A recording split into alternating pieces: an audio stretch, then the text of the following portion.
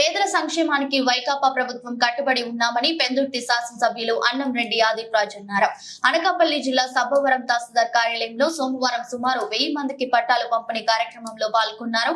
ఈ సందర్భంగా ఆయన మాట్లాడుతూ సంక్షేమ పథకాలు అందించడంలో రాజశేఖర రెడ్డికి, జగన్మోహన్ రెడ్డికి సాటి లేరు ఎవరు అని అన్నారు.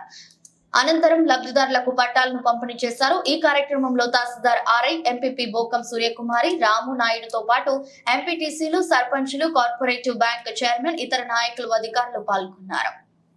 సంక్షేమ పథకాలతో పాటు ఈ ఇళ్ల పట్టాల కార్యక్రమం ప్రతి మండలంలోకి రాకుండా ప్రతి ఒక్క గ్రామంలోనూ సచివాలయంలో కూడా ఈ మార్చాము. పట్టాలు ప్రింట్ అయ్యి వచ్చాయి. అలాగే స్థానిక సర్పంచ్ గారు, ఎంపీటీసీ గారు, అలాగే గౌరవనీయుల ఎంపీపీ గారు, ఎమ్మెల్యే గారి చేతుల మీదుగా సరిపల్లి నరసింహారావు, అక్కిరెడ్డి అప్పారావు, మాకు ఫేసింగ్ ఉన్నాం, అందరం ఇటే ఉన్నాం.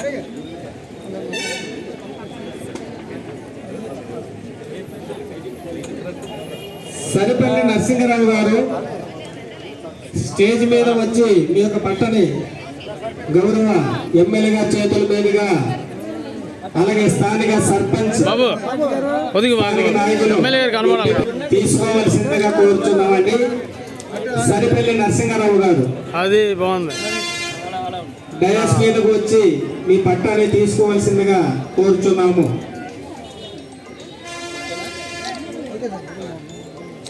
అలాగే ఎగిరెగిరి పడుతుందని చెప్పి మాకు ఎట్టి పరిస్థితుల్లో ఎటువంటి సంకోచం లేదు, మాకు భయం లేదు, మార్చాల్సిన పరిస్థితి లేదు. మార్చాల్సిన కొన్ని ఉంటే అవి ఆల్రెడీ మార్పులు చేర్పులు జరిగిపోయాయి. 99.9% అన్నీ కూడా క్లియర్ అయిపోయాయని సాక్షాత్తు మా అధినాయకుడు జగన్మోహన్ రెడ్డి గారే మన విజయవాడలో జరిగినటువంటి సభలో చాలా క్లియర్గా చెప్పడం జరిగింది. అంటే ప్రతిదీ చదివి ప్రతిదాన్ని పెద్ద కార్యక్రమంలో చేసి హంగామా చేసేటువంటి పరిస్థితి ఏ రోజు జగన్మోహన్ రెడ్డి గారి దగ్గర లేదు. ఉన్నటువంటిది ఏదైనా ఉంటే పాయింట్ టు పాయింట్ క్లియర్గా మాట్లాడడం ఆయనకు ఉన్నటువంటి అలవాటు. మొన్న రీసెంట్గానే విజయవాడలో ఒక 4 రోజులు 5 రోజుల క్రితం జరిగినటువంటి సభలో చాలా క్లియర్గా ఆయన చెప్పడం జరిగింది. ఏదైతే 99.9% అన్నీ కూడా కంప్లీట్ అయిపోయి ఏమైనా 1-6 ఎక్కడైనా ఉంటే అది చెప్తాను తప్ప ఎక్కడ కూడా లేదు, అందరూ వెళ్ళి పనులు చేసుకోవాలని చెప్పి మీడియా అందరూ సమక్షంగా కూడా ఆయనే చెప్పారు. ఇది చెప్పిన తర్వాత మళ్ళీ ప్రతి ఒక్కరికి సమాధానం చెప్పుకుంటూ అడిగిన ప్రతి ఒక్కరికి అలా చెప్పుకుంటూ వెళ్తే వాళ్ళు ఖాళీగా ఉన్నారు కాబట్టి సాక్షి ఏదో డిబేట్లోనో ఇక్కడ అక్కడ కూర్చుంటారు, మాట్లాడుతుంటారు. మాకు అలా కావద్దు కదా, ఒక పక్క పబ్లిక్ చూడాలి, ఒక పక్క పార్టీ కార్యక్రమం చూసుకొని వాళ్ళు జగన్మోహన్ రెడ్డి గారు ఇంత నమ్మకంతో ఇన్ని పథకాలు ఇచ్చారు, అవన్నీ ప్రజలకు అందిస్తున్నాం. చక్కగా ఇవాళ కూడా చూశారు, మొత్తం ఆడతల్లందరూ కూడా, అక్క చెల్లెమ్మలందరూ కూడా ఎంతో ఆనందంగా వాళ్ళందరికీ ఇళ్ళ పట్టాలు వచ్చే వాళ్ళకి రిజిస్ట్రేషన్ చేసిస్తున్నాం. మేము కార్యక్రమం ప్రజల్లో ఉండేటువంటి కార్యక్రమం మేము చేస్తున్నాం. ప్రజల్లోకి వస్తే తంతారు కాబట్టి మీరు టీవీల ముందు కూర్చొని మాట్లాడుతున్నారు అంతే.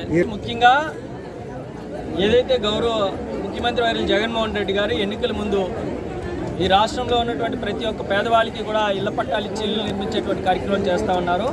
అందులో భాగంగా వారి సబ్బవరం మండలానికి సంబంధించి సుమారుగా 1000 మంది వరకు కూడా ఇళ్ల పట్టాలకు సంబంధించి వాళ్ళకి రిజిస్ట్రేషన్, వాళ్ళు ఏదైతే 1.5 సెంట్స్ ఉన్నాయో ఆ ల్యాండ్ని రిజిస్ట్రేషన్ చేసి వాళ్ళ పేరు మీద పట్టాలు ఇవ్వడం జరిగింది.